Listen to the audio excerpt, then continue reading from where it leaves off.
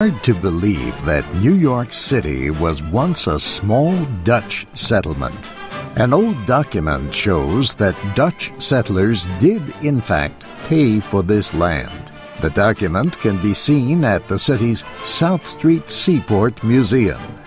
Martin Berendse is head of the Netherlands National Archives. He says the letter tells about a ship arriving in Amsterdam.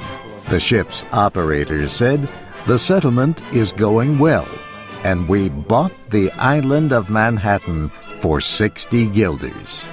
The letter is on loan for New York's 400th anniversary. Berendse says the letter tells about the settlement which became New York.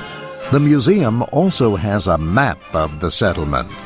Another map shows just how small Manhattan was. That changed when Britain took control.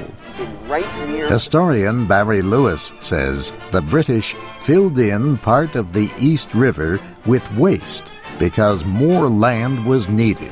We had only about 100,000 people at the beginning of the 19th century. By 1875, the population of Manhattan is 1 million people. By 1910, over 2 million people are living in Manhattan Island. The Brooklyn Bridge was built in 1883, so people could move to Long Island, where land was less costly.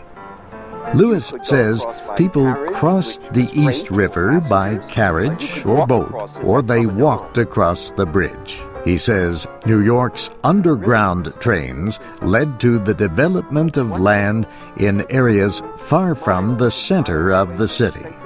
Many businesses needed to be in Manhattan, so developers started building up, creating the skyscraper. People were afraid it would fall down in the first windstorm, and anyone who had property in the commercial buildings next to it, they were terrified that nobody would rent in their buildings because that thing was next door.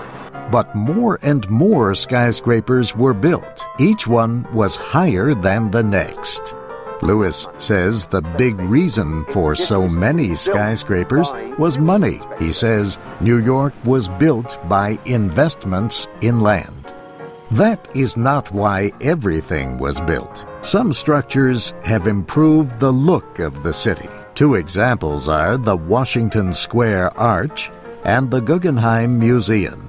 But money is still important on the island that began as a trading center 4 centuries ago. The area the Dutch settled is now Wall Street, the world's financial capital. I'm Steve Ember.